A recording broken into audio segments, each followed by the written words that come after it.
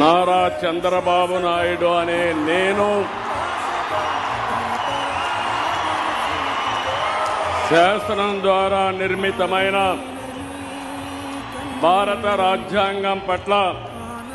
నిజమైన విశ్వాసం, విధేయత చూపుతానని, భారతదేశ సార్వభౌమాధికారాన్ని, సమగ్రతను కాపాడుతానని ఆంధ్రప్రదేశ్ రాష్ట్ర ముఖ్యమంత్రిగా నా కర్తవ్యాలను శ్రద్ధతో, అంతఃకరణ శుద్ధితో నిర్వహిస్తానని, భయం గాని,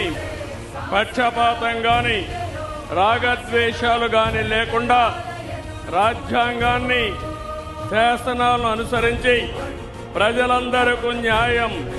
చేకూరుస్తానని దైవ సాక్షిగా ప్రమాణం చేస్తున్నాను.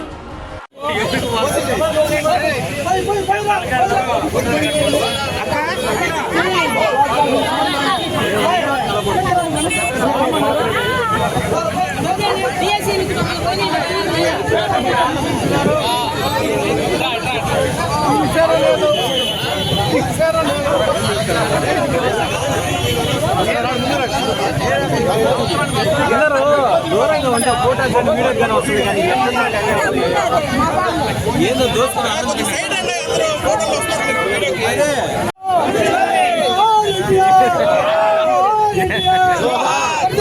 తెలుగుదేశం పార్టీ,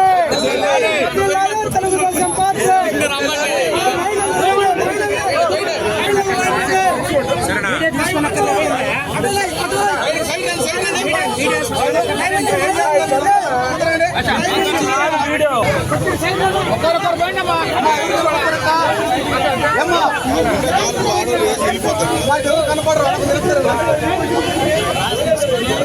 కృష్ణారెడ్డి గారు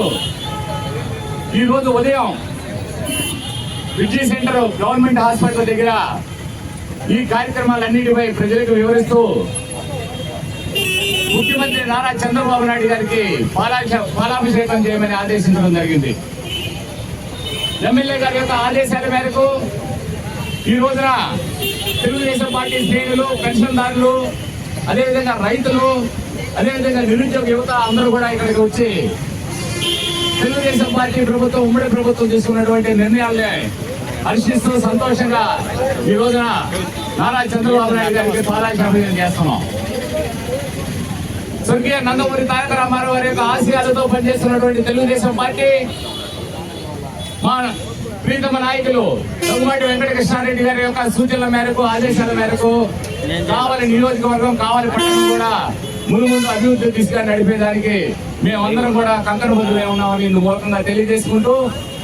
ముందుగా పెన్షన్లు తీసుకున్నటువంటి ల్యాండ్ టైటిలింగ్ యాక్ట్ మీద ముందుగా అడ్వకేట్లు అయినటువంటి మన శ్రీధర్